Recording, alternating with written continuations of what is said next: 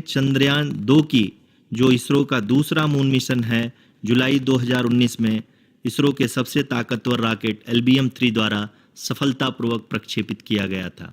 और आज भी लगभग 4 साल बाद यह चंद्रमा के 100 किलोमीटर के सर्कुलर ऑर्बिट में घूमते हुए बहुत ही उत्तम क्वालिटी का डेटा प्रदान कर रहा है।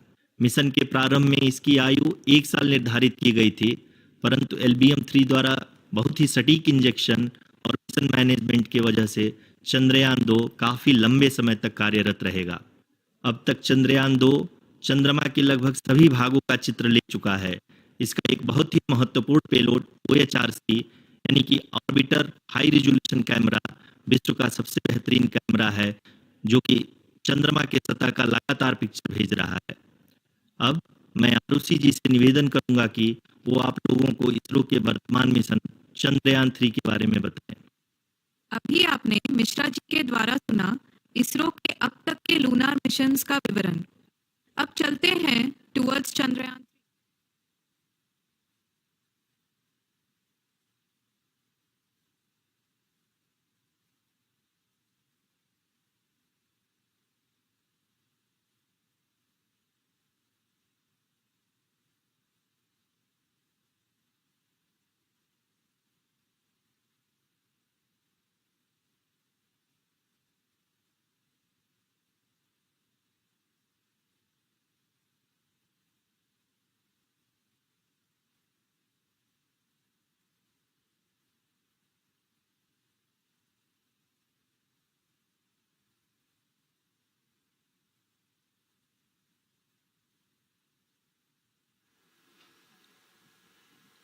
नमस्कार। इसरो के इस महाअभियान से जुड़ने के लिए आप सादर आमंत्रित हैं। मैं पद्मदेव मिश्रा अपने को होस्ट श्रीमती आरुषि सेठ के साथ आप सभी को और देश विदेश से जुड़े सभी दर्शकों का हार्दिक अभिनंदन और स्वागत करता हूं। 23 अगस्त 2023 आज की शाम इसरो के वैज्ञानिकों और सभी अंतरिक्ष वैज्ञानिकों के साथ लैंडर मॉड्यूल को चंद्रमा के सतह पर उतरने के ऐतिहासिक पलों को देखने के लिए तैयार और उत्सुक हैं। जी हाँ, इसरो के गौरवपूर्ण इतिहास में एक और अध्याय जुड़ने जा रहा है और आज हम सब लोग इसके साक्षी बनेंगे। आप ये सारे विजुअल्स अपने स्क्रीन पर इसरो के मिशन ऑपरेशन कॉम्प्लेक्स यानी मॉक से देख रहे हैं, जो कि बेंगलुरु में स्थित telemetry tracking and command network ISTRAC से प्रसारित किया जा रहा है। ये विजुअल्स आपको पावर डिसेंट के काउंटडाउन और उस पथ को प्रदर्शित कर रहा है जिस पे चलकर लैंडर आज चंद्रमा के साउथ पोल पे सेफ और सॉफ्ट लैंडिंग करेगा। आपको ध्यान दिला दूं, इस समय हम लोग पावर डिसेंट शुरू होने से लगभग 22 मिनट दूर हैं।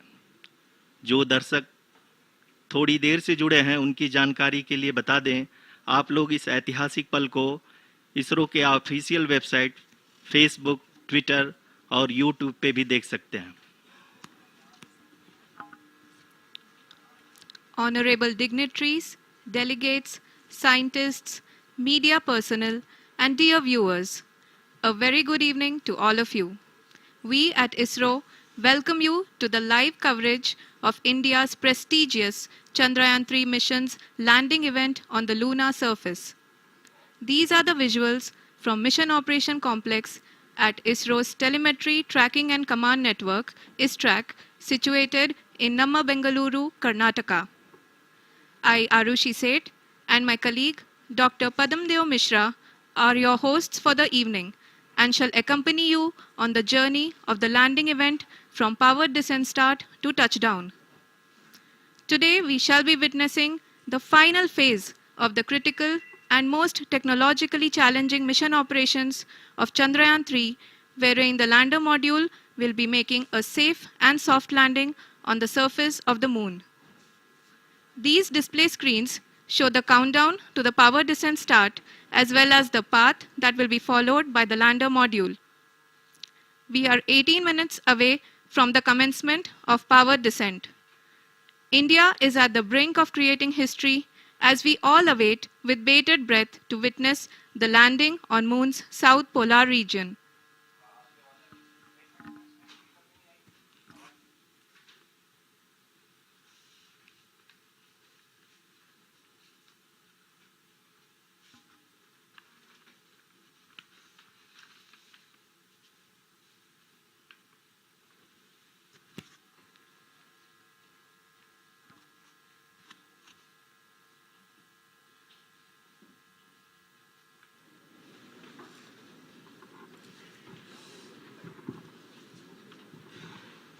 इसरो का पहला मून मिशन चंद्रयान 1 अक्टूबर 2008 में PSLV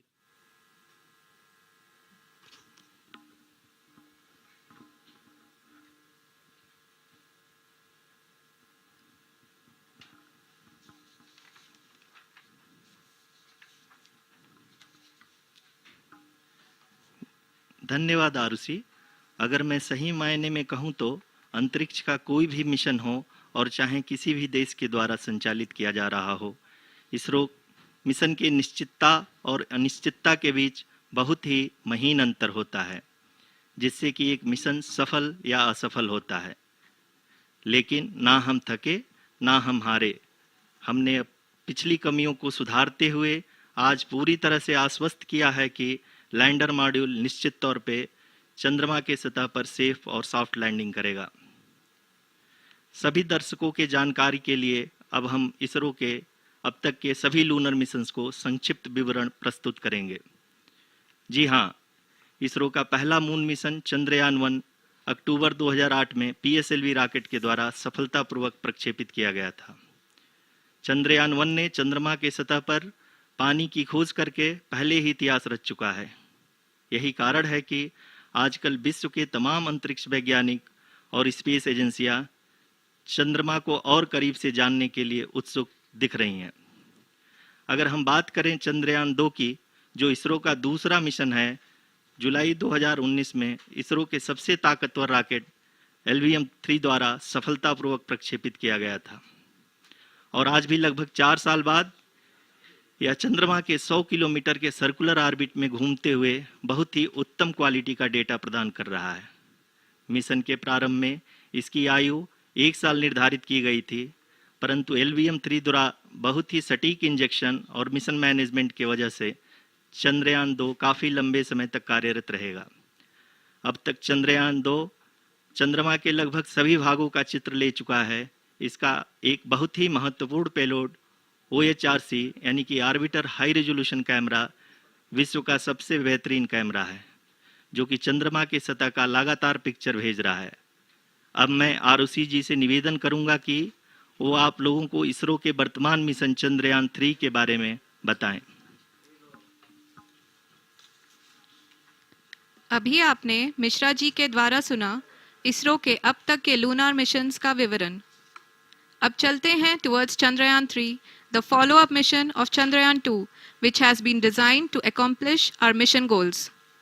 The primary objective of Chandrayaan 3 mission is the demonstration of safe and soft landing on the lunar surface. This demonstration is a critical aspect for ISRO's future interplanetary missions. In addition to this, the mission objectives also include demonstration of roving capability and conduction of in situ scientific experiments on Moon's surface. Carried on the shoulders of India's heaviest rocket LVM-3 on the 14th of July, Chandrayaan 3 was placed in the precise elliptic parking orbit of size 170 by 36,500 kilometers.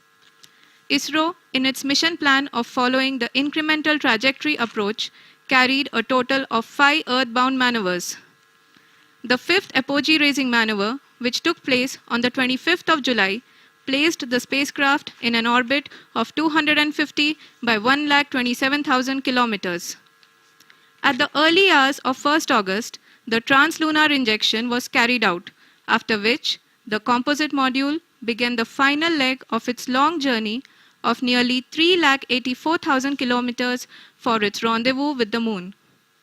The TLI was a key step in the mission, enabling the spacecraft to escape Earth's gravitational pull and travel to the Moon.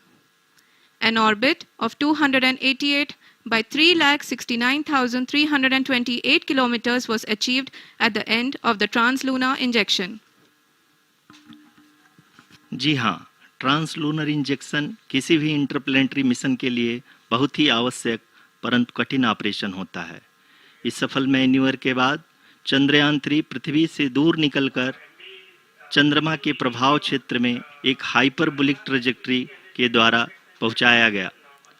पुनः 5 अगस्त 2023 को lunar orbit insertion के द्वारा चंद्रयान 3 को 160 kilometre के पेरिलून और 18,000 kilometre के अपोलून के साथ चंद्रमा के इलिप्टिकल ऑर्बिट में स्थापित कर दिया गया। टीएलआई के तरह एलओआई भी एक बहुत जटिल ऑपरेशन होता है। इसमें हमें यह ध्यान देना आवश्यक होता है कि उपग्रह के वेगमान को एक निश्चित बिंदु से घटाया जा सके, अन्यथा उपग्रह चंद्रमा के प्रभाव क्षेत्र से बाहर निकल जाएगा।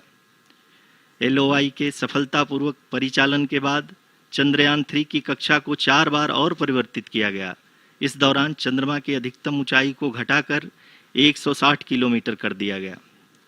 इस पूरी प्रक्रिया में प्रपल्सन मॉड्यूल का लगभग 755 किलोग्राम ईंधन का उपयोग हुआ और चंद्रयान 3 के वेगमान को लगभग 850 मीटर प्रति सेकंड कम कर दिया गया। लैंडर मॉड्यूल को लगभग 150 किलोमीटर के सर्कुलर ऑर्बिट में स्थापित करने के बाद 17 अगस्त 2023 को प्रपल्सन मॉड्यूल से अलग कर दिया गया। पुनः लैंडर मॉडल के ऑर्बिट को 2 डीबूस्ट मैन्यूवर्स के द्वारा 150 किलोमीटर के सर्कुलर ऑर्बिट से घटाकर 25 गुणे 130 किलोमीटर के एलिप्टिकल ऑर्बिट में स्थापित कर दिया गया। इस दौरान यह भी सुनिश्चित कर दिया गया कि 800 न्यूटन के चारों थ्रोटेबल थ्रस्टर्स पावर डिसेंट के समय किसी भी चुनौती का सामना कर सकें। लैंडर मॉड्यूल इस ऑर्बिट में 4 दिन तक चंद्रमा की परिक्रमा करता रहा ताकि इसके सभी सब सिस्टम को पावर डिसेंट से पहले कार्यात्मक रूप से वेरीफाई और वैलिडेट किया जा सके। इस दौरान चंद्रयान 2 और लैंडर मॉड्यूल की आपस में बातचीत भी हो चुकी है। और संक्षेप में अब तक की यात्रा की बात करें तो लैंडर मॉड्यूल अब तक 21 बार पृथ्वी के और लगभग 120 बार चंद्रमा का चक्कर लगा चुका है और इस पूरी यात्रा में लगभग 55 लाख किलोमीटर की यात्रा भी पूरी कर चुका है। अब तक के इस पूरे अभियान में यह भी सुनिश्चित किया गया कि सारे ऑर्बिट मैन्यूवर्स इस प्रकार किए जाएं कि लैंडिंग साइट पावर डिसेंट की शुरुआत से ही लैंडर के ऑर्बिटल प्लेन में बना रहे।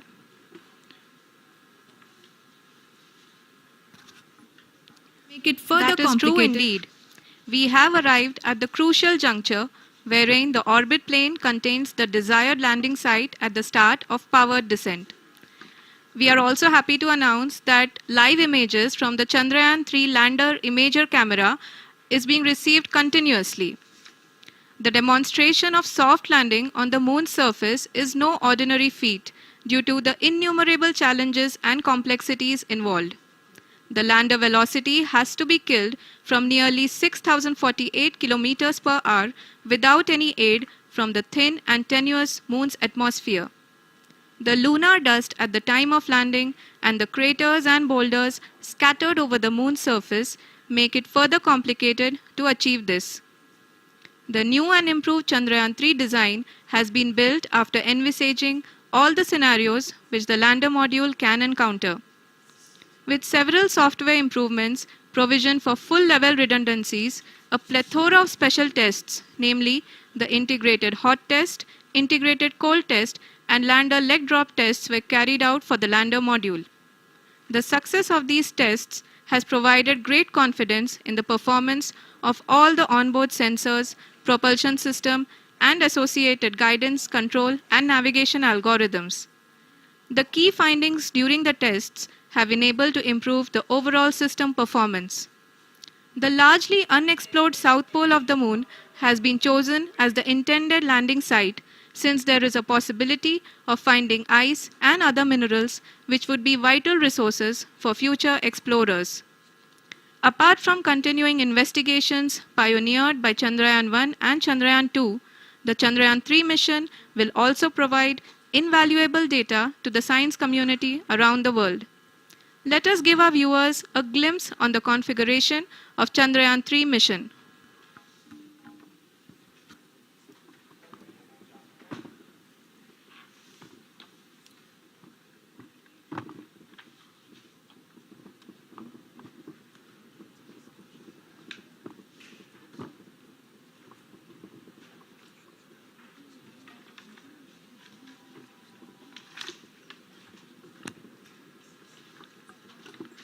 चंद्रयान 3 का मिशन प्लान लगभग चंद्रयान 2 के तरह ही बनाया गया है। यहाँ यह भी सुनिश्चित किया गया है कि चंद्रयान 3 को रॉकेट से अलग होने से लेकर के चंद्रमा के निकटतम कक्षा में स्थापित होने तक सारी गतिविधियां चंद्रयान 2 के तरह ही हों। और अब हम यह कह सकते हैं कि यह प्लान पूरी तरह से 100% सफल रहा। हालांकि लैंडर मॉड्यूल के सेंसर्स और propulsion सिस्टम को इस तरह से मजबूत किया गया है कि लैंडर पावर डिसेंट के समय किसी भी आपदा से बाहर आकर के मिशन के मुख्य उद्देश्य को पूरा कर सके। इस क्रम में लैंडर के मुख्य सेंसर्स कारा, लासा, LHBC, LDV और LHDAC का कार्यात्मक परीक्षण भी किया जा चुका है। LDV जो कि पूर्णतः स्वदेशी तकनीकी से बनाया गया एक नया सेंसर है, इसका मुख्य कार्य लैंडर के वेलोसिटी को तीनों अक्षों में कंप्यूट करना है। पावर डिसेंट के दौरान लैंडर के सटीक पोजीशन और वेलोसिटी का ज्ञान होना बहुत ही आवश्यक है। लिराप यानी laser inertial referencing and accelerometer package इस कार्य को पावर डिसेंट के दौरान बखूबी निभाएगा। ट्रैजेक्टरी जनरेशन जो कि चंद्रयान 3 मिशन के लिए बहुत ही अहम है, क्योंकि हर ऑर्बिट मैन्यूवर के बाद यह सुनिश्चित किया जाता है कि लैंडर की मिशन ऑब्जेक्टिव को ना बदले। इस क्रम में मैं यह भी आपको बता दूं कि ऑर्बिट डिटर्मिनेशन जो कि उपग्रह के पोजीशन और वेलोसिटी को बहुत ही एक्यूरेटली बताता है, एक बहुत ही कठिन और जटिल कंप्यूटेशन और एस्टिमेशन होता है। यहाँ यह भी जानना महत्वपूर्ण है कि चंद्रयान 2 का OHRC पेलोड अब तक काफ़ी ऊंचे स्तर का डैम प्रदान किया है, जिसके फलस्वरूप लैंडिंग साइट के सीमा को बढ़ाकर 4 × 2.4 किलोमीटर कर दिया गया है, जो कि पावर डिसेंट के दौरान सॉफ्ट लैंडिंग कराने में काफ़ी सहायक सिद्ध होगा। Apart from the sensors, Chandrayaan 3 is equipped with a suite of sophisticated payload instruments. While Chandrayaan 1 and Chandrayaan 2 orbiter have provided abundant remote sensing data of Moon, equally important are the on-site localized measurements that provide ground truths. Lander and rover have payloads which are completely new and will perform in situ analysis of lunar surface. The two spectroscopes on rover, APXS and LIBS, will actively measure the surface elemental abundances at the landing location and surrounding area. The lander carries a seismometer ILSA that can sense impact events and lunar quakes. The thermal probe CHAST will measure the temperature profile and thermal conductivity of Moon's regolith. The Rambha payload will carry out lunar ionosphere studies, while the laser retroreflector array shall be a passive location indicator for future spacecraft equipped with laser altimeter. The propulsion module has not been left behind, and an experimental shape payload has been added to it as a value addition. It will help in understanding the nature and characteristics of water-rich planets and will also aid in the future study of potentially habitable exoplanets. We are minutes away from the start of powered descent. The entire powered descent shall be carried out by the onboard autonomous landing sequencer or ALS, which is a series of instructions preloaded to the lander module. These instructions include the commands to be executed, data to be collected and analyzed, and decisions to be made and executed autonomously throughout the powered descent.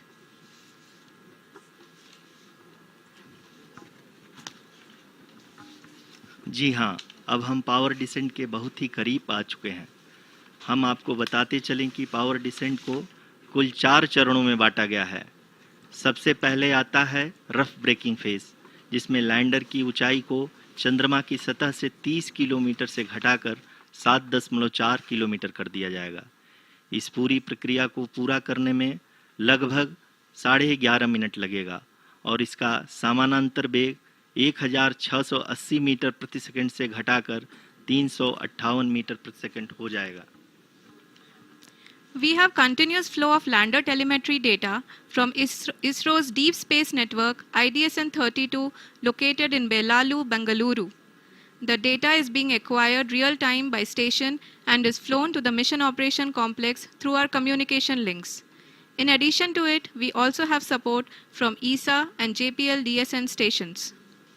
There will be no ground intervention once the ALS takes charge. The preparation for today's event had started 48 hours before, wherein various pre-selections and uplinking of parameters for the autonomous landing sequence were carried out. The whole descent is divided into 4 phases: the rough braking phase, the attitude hold phase, fine braking phase, and the local navigation phase or the terminal descent phase.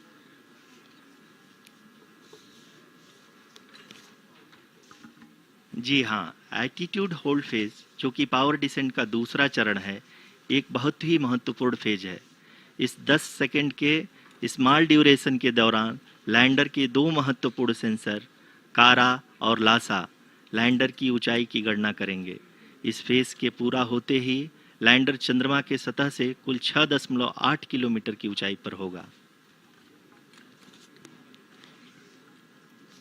During the rough braking phase, the lander velocity shall be brought down from 1,680 meters per second to 358 meters per second. The altitude will be brought down from 30 kilometers to 7.4 kilometers at the end of rough braking.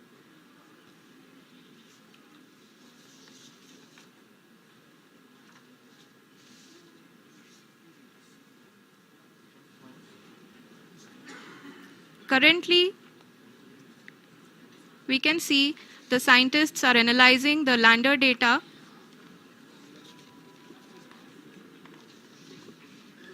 जी हाँ, हम ये देख सकते हैं कि mission operation complex रूप में बैठे सभी वैज्ञानिक ये जो भी डेटा देख रहे हैं वो डीप स्पेस नेटवर्क आईडीएसन 32 के द्वारा प्रोवाइड किया जा रहा है। और अगर हम अब बात करें पावर डिसेंट के तीसरे चरण का, जो कि फाइन ब्रेकिंग फेज होगा, जिसमें लैंडर लैंडिंग साइट से जस्ट 800 मीटर की ऊंचाई पर वर्टिकली होगा। इस चरण को पूरा होने में लगभग 3 मिनट लगेंगे और इस चरण के पूरा होते ही लैंडर की वेलोसिटी लगभग 0 हो जाएगी।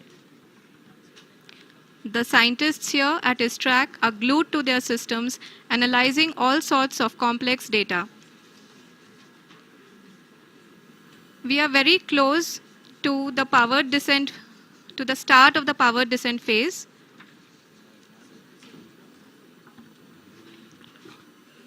जी हाँ, अगर हम अब बात करें पावर डिसेंट के चौथे और अंतिम चरण का, जो कि लोकल नेविगेशन फेज या टर्मिनल डिसेंट फेज भी कहा जाता है, इस दौरान लैंडर के 2 इंजन बंद कर दिए जाएंगे और लैंडर के सेंसरों द्वारा इसके हाइट और वेलोसिटी की गणना इनर्शियल नेविगेशन को भेज दिया जाएगा।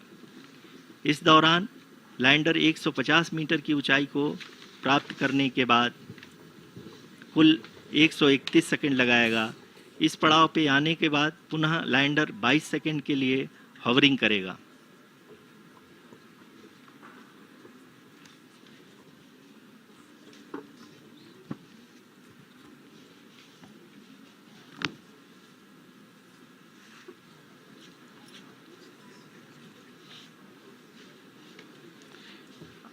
आप इस समय अपने स्क्रीन पे मिशन ऑपरेशन कॉम्प्लेक्स में बैठे सभी मान्यगणों को देख सकते हैं, जो कि बहुत ही उत्सुकता के साथ टेलीमेट्री डेटा को देख रहे हैं। अभी हम लोग पावर डिसेंट शुरू होने से जस्ट कुछ ही पल दूर हैं।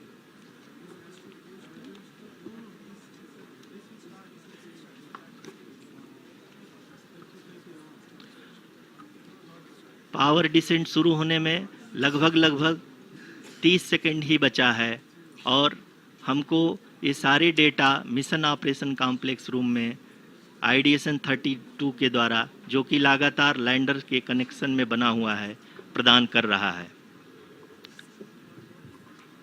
Dear viewers, the pivotal power descent has begun and the lander module is propelling towards the moon's surface along the intended trajectory.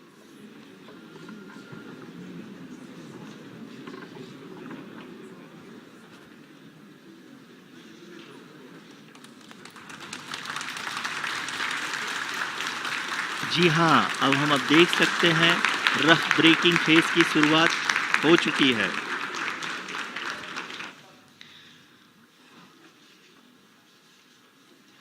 During this rough braking phase, the lander velocity shall be brought down from 1680 meters per second to 358 meters per second. The altitude will be brought down from 30 kilometers to 7.4 kilometers at the end of rough braking. All this in the duration of 690 seconds or 11.5 minutes. Currently, the Laser Inertial Reference and Accelerometer package (LIRAP) is aiding in the navigation. जी हाँ, अभी आप अपनी screen पे देख सकते हैं कि lander अब तक कुल 191 किलोमीटर हॉरिजेंटल दिशा में चल चुका है और अभी तक इसकी वेलोसिटी लगभग 31 किलोमीटर बनी हुई है.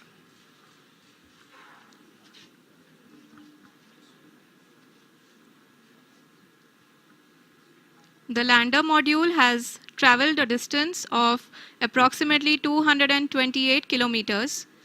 The complete downrange that will be traveled during this phase shall be nearly 713.5 kilometers.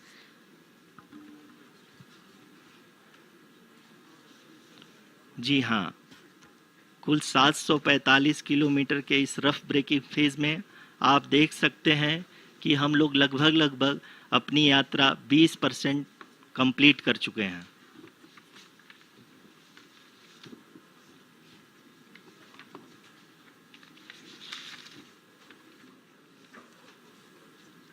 Power descent की यह शुरुआत हम कह सकते हैं कि बहुत ही सटीक और सधी हुई है, जिसमें लैंडर अपने वेगमान को अनुमानित तरीके से घटा रहा है.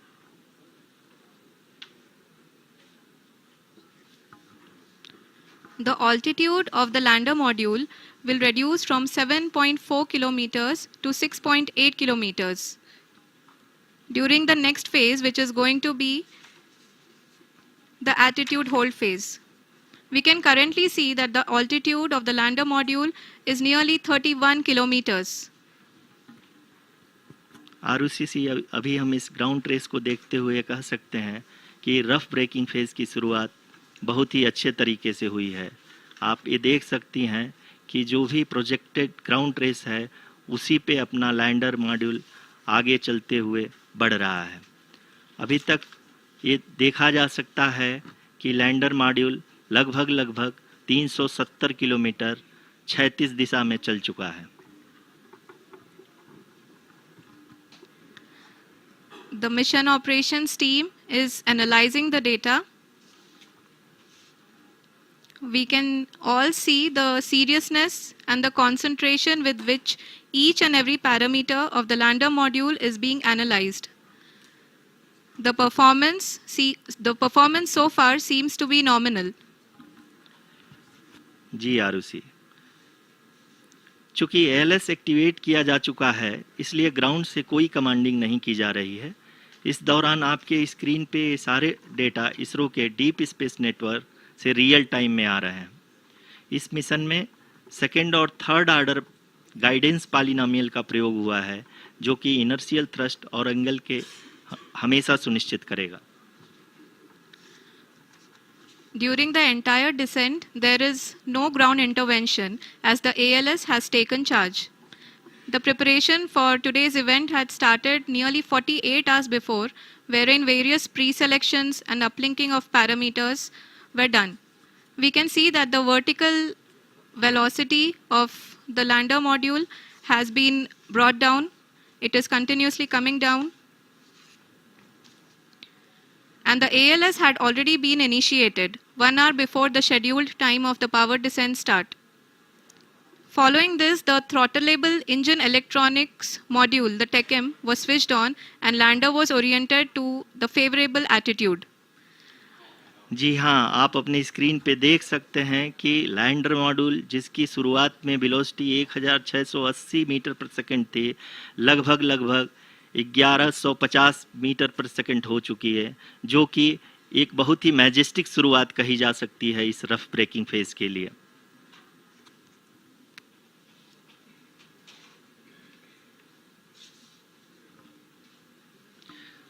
यहाँ पे मैं आपको ये भी बताते चलूँ कि आप अपने स्क्रीन पे देख सकते हैं कि द लैंडर मॉड्यूल का आल्टीट्यूड धीरे धीरे अब कम होता हुआ दिख रहा है और जो कि एक्सपेक्टेड भी है। अभी हम बात करें करंट आल्टीट्यूड की तो जो कि 28.6 किलोमीटर के आसपास है। आप स्क्रीन पर ये भी देख सकते हैं Chandrayaan 3 lander imager display. The lander imager is continuously taking photographs of the moon surface, and that is also being streamed here. Currently the horizontal velocity has been brought down and the distance traveled is 574 kilometers. The current altitude is 27 kilometers as can be seen on the screen. जी हाँ, करीब करीब अपने आधे सफ़र को पूरा करते हुए इस रफ ब्रेकिंग फेज में लैंडर बहुत ही आगे की तरफ बढ़ते हुए अपनी ऊंचाई को घटा रहा है।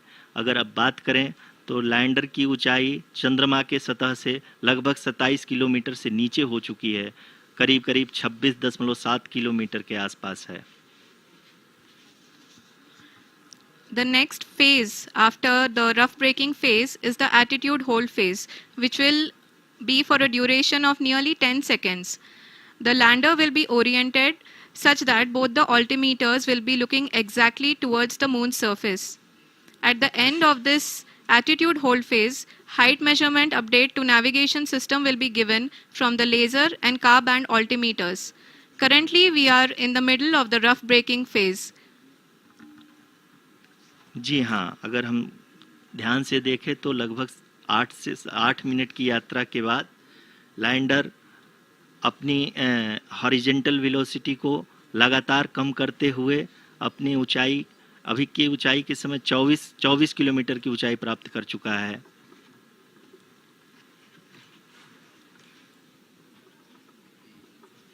अब तक के आंकड़े को देखते हुए हम कह सकते हैं कि लैंडिंग पूरी तरह से नॉमिनल है। यहाँ पर हम देख सकते हैं कि हॉरिजेंटल वेलोसिटी लगातार कम होती हुई दिख रही है।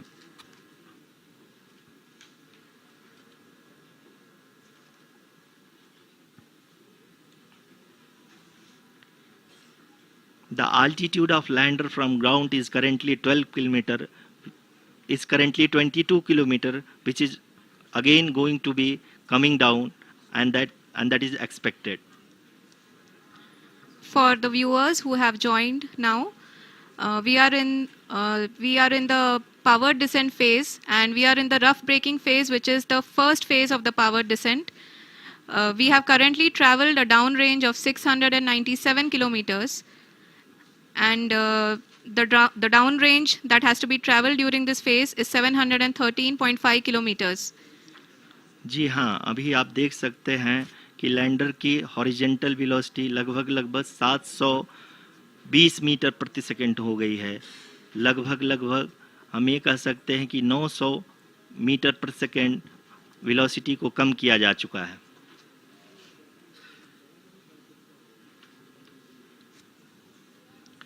At the same time, we can see the altitude of the lander is just 17.8 kilometer from the moon surface, which is going to be around 7.4 at the end of the rough braking phase.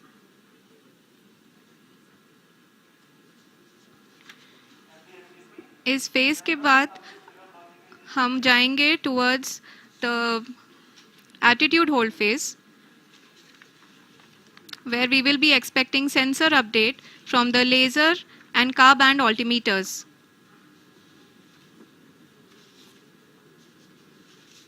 We can see the visualization of the lander module moving towards the moon's surface. The current altitude is nearly 15.2 kilometers, and the distance traveled is 754 kilometers. We can also see the image that the lander imager camera has been providing. जी हाँ, इस rough breaking phase के दौरान 800 Newton के चारों throttle engine अपने कार्य को पूरी तरह से अंजाम दे रहे हैं और लैंडर के हॉरिजॉन्टल वेलोसिटी को लगातार कम कर रहे हैं। अब तक लैंडर लगभग अपने 75 से 80% की यात्रा को पूरा कर चुका है।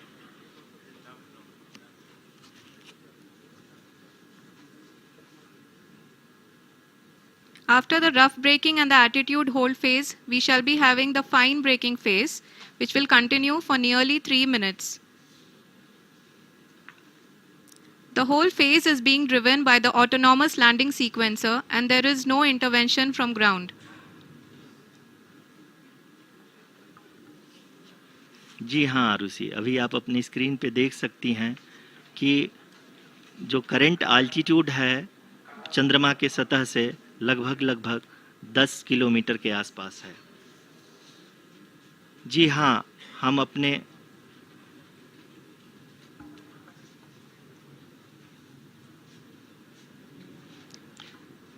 जी हाँ, हमारे प्रधानमंत्री जी श्री नरेंद्र मोदी जी हम सभी का उत्साहवर्धन करने के लिए दक्षिणी अफ्रीका के जोहानसबर्ग से जुड़ गए हैं।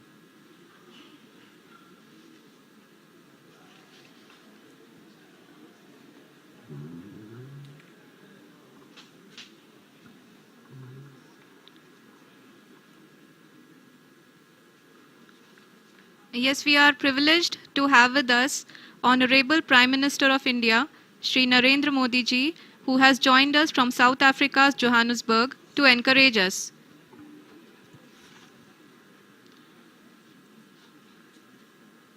जी हाँ, आप ये देख सकते हैं एल्टीट्यूड होल्ड फेस भी बहुत ही आसानी से लैंडर फेस ने पार कर लिया है और अब फाइन ब्रेकिंग की शुरुआत हो चुकी है।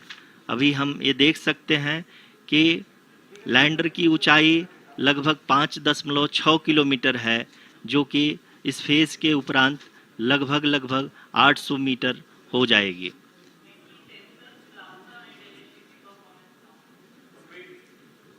We can hear from the mission operations team that the sensors are performing nominally. And we are currently in the midst of the fine braking phase, which is going to continue for 3 minutes. And the altitude is going to be reduced to nearly 800 meters at the end of this phase. जी हाँ, जैसा कि आरुषि जी ने बताया कि लगभग 3 minute के उपरांत lander की हाइट लगभग 800 मीटर वर्टिकली होगी और यहाँ पे लैंडर की horizontal velocity, vertical velocity, even down range भी लगभग शून्य होगा। We can see the visual of the lander module and we can see that the down range traveled is nearly 831 kilometers.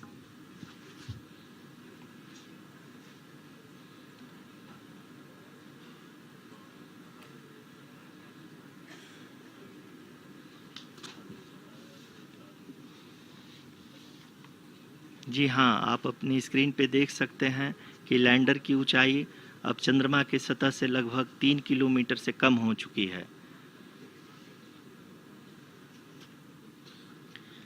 We are very close to the moon's surface, nearly 2.6 kilometers as we can see.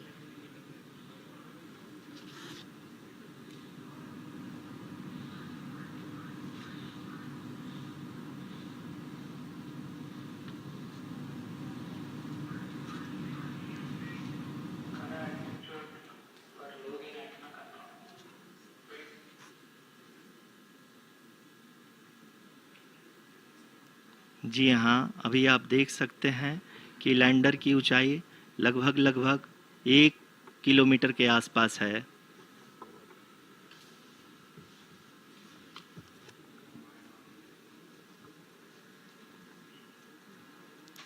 We are nearing the final phase of the power descent, which is going to be the vertical descent phase or the local navigation phase.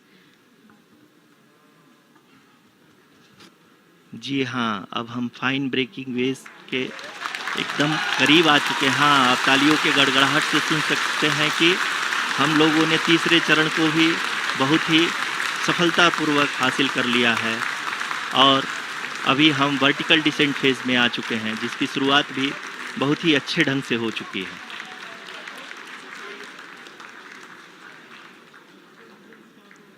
Lot of applause indicates that till now the performance has been nominal. We are in the vertical descent phase 1. The altitude is being brought down from 800 meters, and we are nearing and approaching the lunar surface.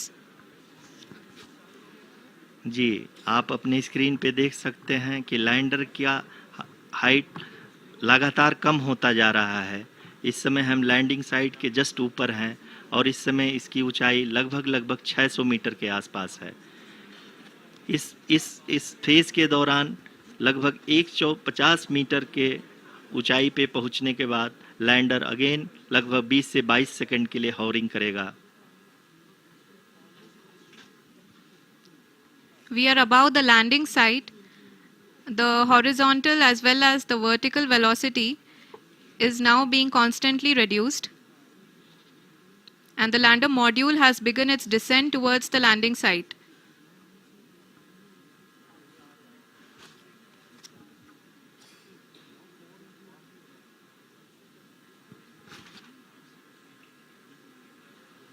जी हाँ, आप अपने screen पे देख सकते हैं ये जो पथ निर्धारित किया गया है, लैंडर पूरी तरह से उसी को ही फॉलो कर रहा है। इस समय हम लगभग 200 मीटर की हाइट से भी कम आ चुके हैं।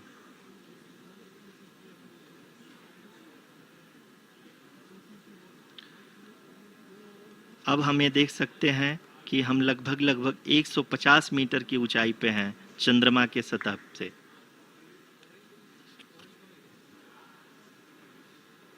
We are approaching the vertical descent phase 2, which will have the lander module hovering at nearly 150 meters above the lunar surface.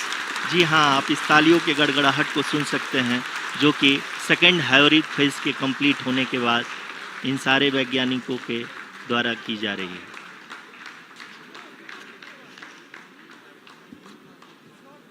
जी हाँ, आप अगर फिर से ध्यान से देखें तो एल्टीट्यूड पुनः कम होता जा रहा है। अभी हम लोग लगभग 135 मीटर की ऊंचाई पे हैं। The sensors that are updating at this point are providing confirmation of the safety of the landing site. As expected, the retargeting is going on and this is a very good signature for the lander. अभी आप ये देख सकते हैं कि lander की ऊंचाई लगभग 65 मीटर के आसपास बची हुई है।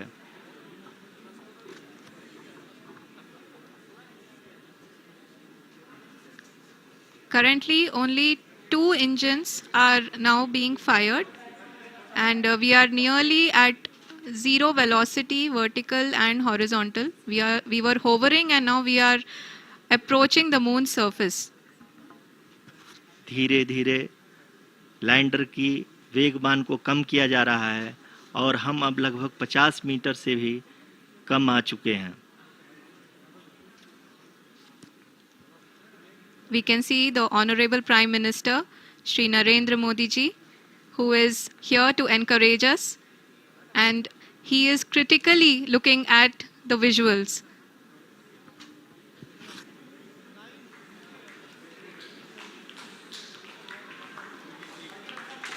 जी हाँ, आप अपनी स्क्रीन पे देख सकते हैं कि हम lander module People are applauding.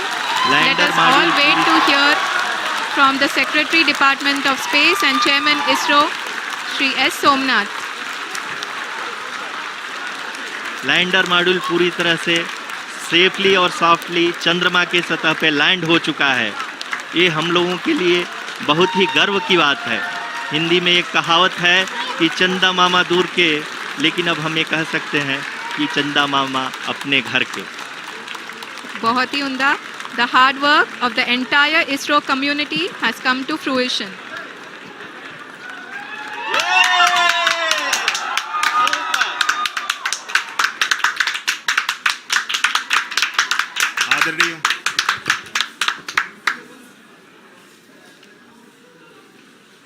आदरणीय प्रधानमंत्री जी, नमस्कार. Sir, we have achieved soft landing on the moon. India is on the moon. Sir, I I request our Honorable Prime Minister to address us and bless us. Thank you, sir.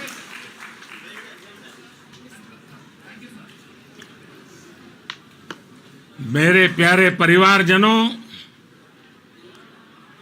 जब हम अपनी आंखों के सामने ऐसा इतिहास बनते हुए देखते हैं तो जीवन धन्य हो जाता है। ऐसी ऐतिहासिक घटनाएं राष्ट्र जीवन की चिरंजीव चेतना बन जाती है। ये पल अविस्मरणीय है। ये क्षण अभूतपूर्व है। ये क्षण विकसित भारत के शंखनाद का है। ये क्षण नए भारत के जयघोष का है। ये क्षण मुश्किलों के महासागर को पार करने का है। ये क्षण जीत के चंद्र पथ पर चलने का है। ये क्षण 140 करोड़ धड़कनों के सामर्थ्य का है। ये क्षण भारत में नई ऊर्जा, नया विश्वास, नई चेतना का है। ये क्षण भारत के उदयमान भाग्य के आह्वान का है। अमृत काल की प्रथम प्रभा में सफलता की यह अमृत वर्षा हुई है। हमने धरती पर संकल्प लिया और चांद पर उसे साकार किया। और हमारे वैज्ञानिक साथियों ने भी कहा, India is now on the moon. आज हम अंतरिक्ष में नए भारत की नई उड़ान के साक्षी बने हैं। साथियों, मैं इस समय ब्रिक्स समिट में हिस्सा लेने के लिए दक्षिण अफ्रीका में हूं, लेकिन हर देशवासी की तरह मेरा मन चंद्रयान महाअभियान पर भी लगा हुआ था। नया इतिहास बनते ही हर भारतीय जश्न में डूब गया है। हर घर में उत्सव शुरू हो गया है। हृदय से मैं भी अपने देशवासियों के साथ, अपने परिवारजनों के साथ इस उमंग और उल्लास से जुड़ा हुआ हूं। मैं टीम चंद्रयान को, इसरो को और देश के सभी वैज्ञानिकों को जी जान से बहुत बहुत बधाई देता हूं, जिन्होंने इस पल के लिए वर्षों तक इतना परिश्रम किया है। उत्साह, उमंग, आनंद और भावुकता से भरे इस अद्भुत पल के लिए मैं 140 करोड़ देशवासियों को भी कोटि कोटि बधाइयां देता हूं। मेरे परिवारजनों, हमारे वैज्ञानिकों के परिश्रम और प्रतिभा से भारत चंद्रमा के उस दक्षिणी ध्रुव पर पहुंचा है, जहां आज तक दुनिया का कोई भी देश नहीं पहुंच सका। अब आज के बाद से चांद से जुड़े मिथक बदल जाएंगे, कथानक भी बदल जाएंगे और नई पीढ़ी के लिए कहावतें भी बदल जाएगी। भारत में तो हम सभी लोग धरती को मां कहते हैं और चांद को मामा बुलाते हैं। कभी कहा जाता था चंदा मामा बहुत दूर के हैं, चंदा मामा बहुत दूर के हैं। अब एक दिन वो भी आएगा जब बच्चे कहा करेंगे चंदा मामा बस एक टूर के हैं। Friends, on this joyous occasion, I would like to address all the people of the world, the people of every country and region. India's successful moon mission is not just India's alone. This is a year in which the world is witnessing India's G20 presidency. Our approach of one earth, one family, one future is resonating across the globe. This human-centric approach that we present and that we represent has been welcomed universally. Our moon mission is also based on the same human-centric approach. Therefore, this success belongs to all of humanity, and it will help moon missions by other countries in the future. I am confident that all countries in the world, including those from the global south, are capable of achieving such feats. We can all aspire for the moon and beyond. मेरे परिवारजनों, चंद्रयान महाअभियान की ये उपलब्धि भारत की उड़ान को चंद्रमा की कक्षाओं से आगे जाएगी। हम हमारे सौर मंडल की सीमाओं का सामर्थ्य परखेंगे और मानव के लिए ब्रह्मांड की अनेक संभावनाओं को साकार करने के लिए भी जरूर काम करेंगे। हमने भविष्य के लिए कई बड़े और महत्वाकांक्षी लक्ष्य तय किए हैं। जल्द ही सूर्य के विस्तृत अध्ययन के लिए ISRO Aditya L1 mission launch करने जा रहा है। इसके बाद शुक्र भी इसरो के लक्ष्यों में से एक है। गगनयान के जरिए देश अपने पहले ह्यूमन स्पेस फ्लाइट मिशन के लिए भी पूरी तैयारी के साथ जुटा है। भारत बार बार ये साबित कर रहा है कि sky is not the limit. साथियों, साइंस और टेक्नोलॉजी देश के उज्जवल भविष्य का आधार है। इसलिए आज के इस दिन को देश हमेशा हमेशा के लिए याद रखेगा।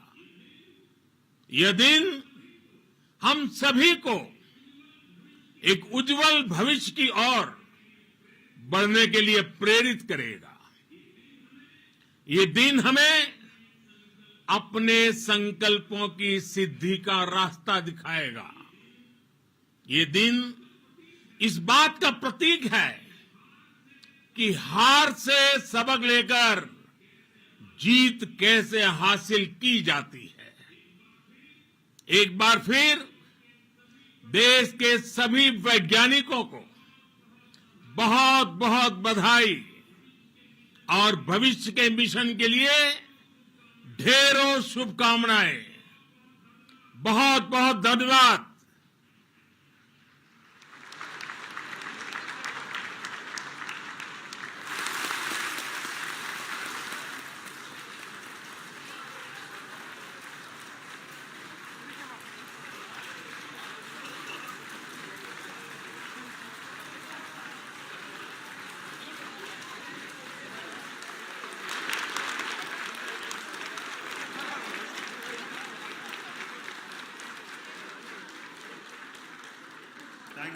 Thank you, Adaraniya Pradhan Mantri ji, for being part of our journey to this success. And let me take this opportunity to thank the people behind this mission. The project director of Chandrayaan 3, he is here. Veera Muthuvel, congratulations to you. The associate project director, Kalpana, and the mission operations director, Srikanth. And the satellite was built at your house satellite center, Shankar and the director.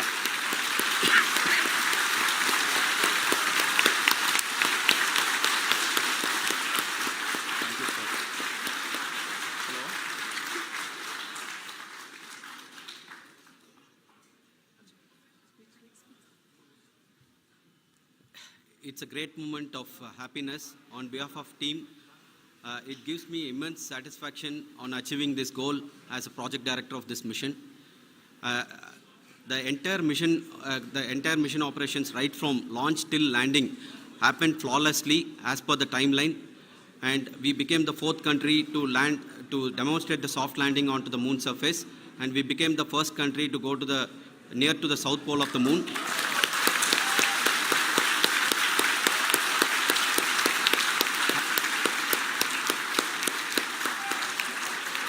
I take this opportunity to thank navigation, guidance and control team, propulsion team, sensors team and all the mainframe subsystems team who have brought success to this mission. I also take the opportunity to thank the Critical Operations Review Committee for thoroughly reviewing the mission operations right from launch till this date. The target was on spot because of the review process. I also thank the ISRO higher management, right from Chairman ISRO, Director URSC and all the center directors and higher ISRO officials. And finally, my thanks to the Chandrayaan 3 project executives spread across the ISRO centers. Thank you.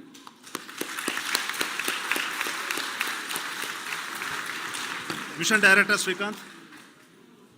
It gives me an immense pleasure to be part of Chandrayaan 3 and acting as Mission Director. I would like to thank each and every team member who has supported in carrying out all the mission operations flawlessly.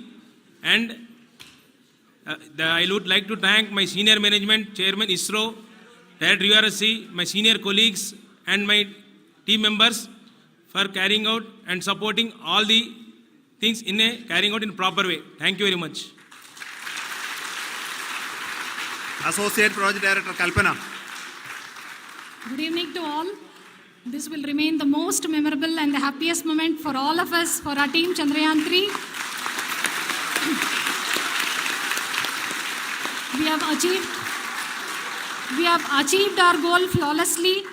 From the day we started rebuilding our spacecraft after Chandrayaan 2 experience, it has been breathe in, breathe out Chandrayaan 3 for our team. And starting from the reconfiguration to all the special tests and the simulations we have conducted meticulously. And this has been possible only because of our immense effort from our Chandrayaan 3 team.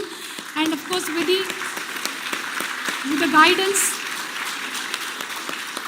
the guidance from our Chairman ISRO, our directors and all our experts, with all this, it has been possible.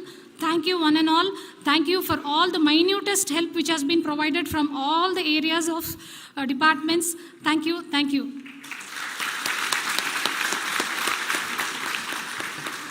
Now, Chandrayaan 3 is a result of the work done by thousands of scientists, engineers, our staff and industries and support team across ISRO and other places, other institutions. And Shankaran has been the lead of the center which integrated all of these efforts in the last so many years. So I request him to speak on behalf of all of you.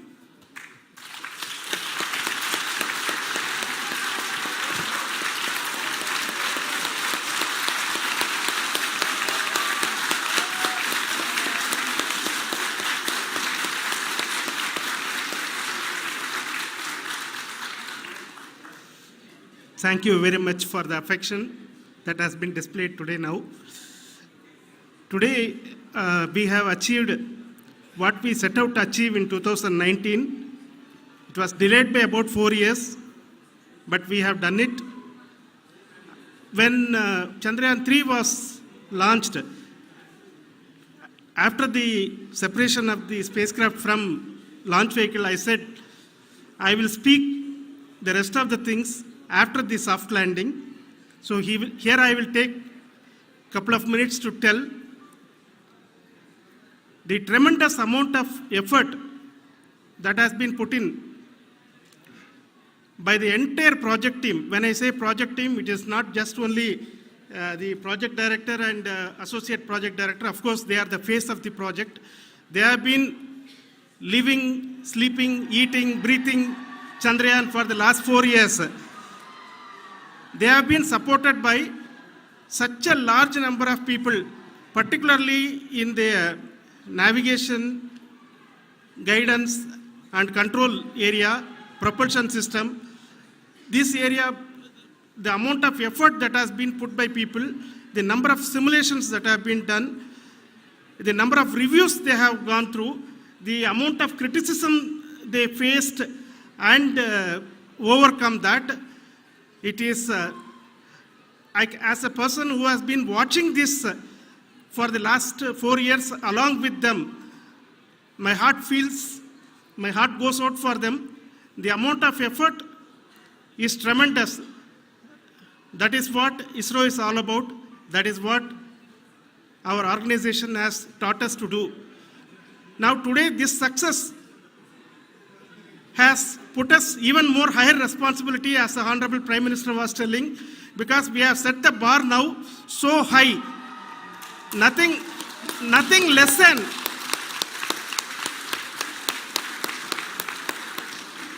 less spectacular than this is going to be inspiring for any of us in the future. So as the Honorable Prime Minister mentioned, we will be now looking at putting the man in space, putting a spacecraft around Venus and landing a craft in Mars. Work on all these activities are going on for few years. And this success today will inspire us and will spur us to take those efforts even more strongly so that we will make our country proud again and again and again. Thank you very much for every one of you who have directly or indirectly participated in this mission, encouraged us, intentionally or unintentionally helped us in all for every one of you. A big thank you, because even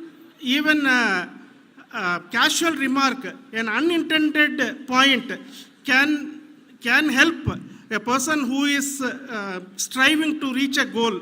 The person who is making that remark may not have meant it that way, but sometimes it can ignite that's why I said that even unintended help is very, very, very welcome, and we are very, very thankful for that. Thank you, Team ISRO, for supporting all of us. The amount of affection we received when this mission came into this final stage, the number of people who gave us confidence that nothing can go wrong and this is going to be successful. In fact, I was not that much confident, because we have seen couple of times issues, because I know very well as a person who has been doing in this domain for 36 years, I know there are thousands of things. Any of that can anytime go wrong and derail. But so many of the people, because That I only see as the reflection of the effort we have put, that people are so happy to see this effort and they want us to succeed. It is not that they know that we are going to succeed. The people want us to succeed. So thank you very much for everyone for your love and affection. We will continue to do our best and make our flag fly, ISRO's as well as India's flag fly high. Thank you very much.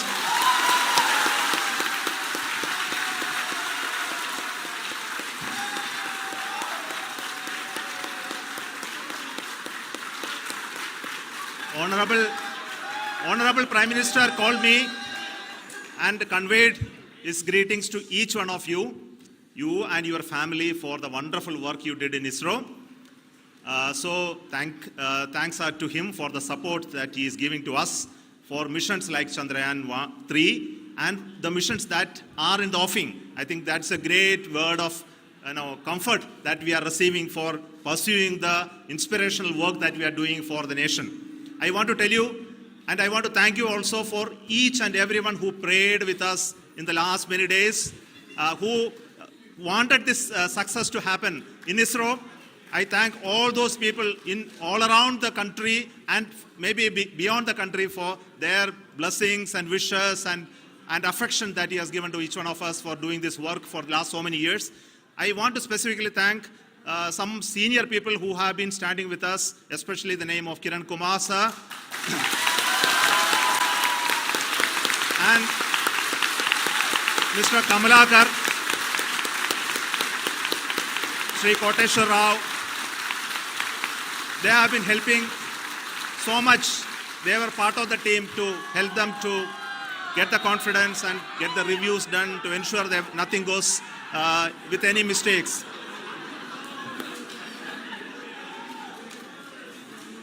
And of course, this is not the work of us alone. This is a work of a generation of ISRO leadership and ISRO scientists.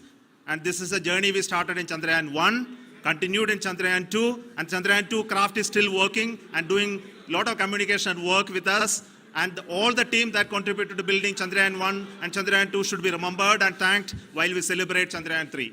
And this is an incremental progress and definitely a great, huge one it is. And thank you so much for all the support and work that you have done. Thank you.